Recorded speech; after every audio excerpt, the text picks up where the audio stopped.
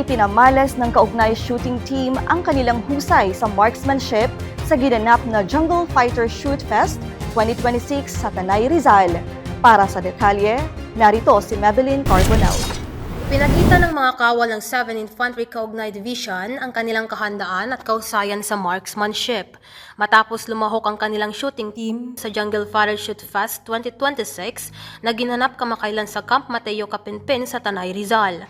Binubuo ni na Major M. Valera, Major Libunaw, Technical Sergeant Valdez at Technical Sergeant Duco na buong husay nakipagsabayan ng 7 Irish shooting team sa iba't ibang major units ng Philippine Army sa naturang kompetisyon.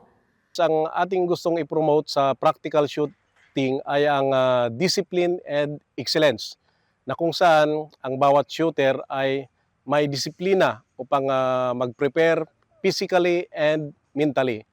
Excellence, dito na namin ipapamalas yung aming mataas na level ng skill. Umabot sa 437 kalahok mula sa iba't ibang unit ng militar ang nakibahagi sa Shoot Fest, na isinagawa bilang bahagi ng paggunita sa ika-50 anibersaryo ng pagkatatag ng 2nd Infantry Jungle Fighter Division. Layunin ng aktibidad na higit pang paigtingin ang kausayan ng mga sundalo sa larangan ng marksmanship, kasabay ng pagpapalakas ng ugnayan at kooperasyon sa pagitan ng militar at ng kanilang mga katuwang na stakeholder. Sa pamamagitan ng magkakasamang pagsasanay at paligsahan sa firing line, pinagtibay ng mga kalahok ang kanilang disiplina, samahan at iisang layunin, ang responsableng paggamit ng armas at ang pagpapanatili ng seguridad sa komunidad.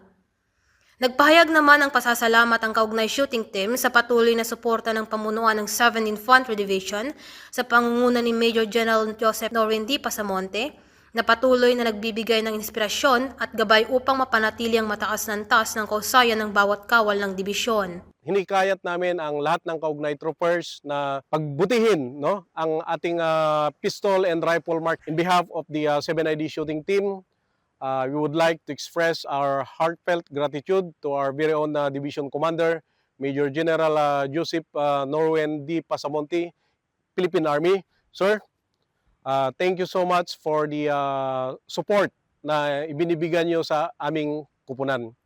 Hinihikayat din ng pamunuan ng Kaugnay Division ang iba pang kasundaluhan na patuloy na paunlarin ang kanilang kasanayan sa paghawak ng armas bilang bahagi ng kanilang profesional na tungkulin sa pagtatanggol sa bansa.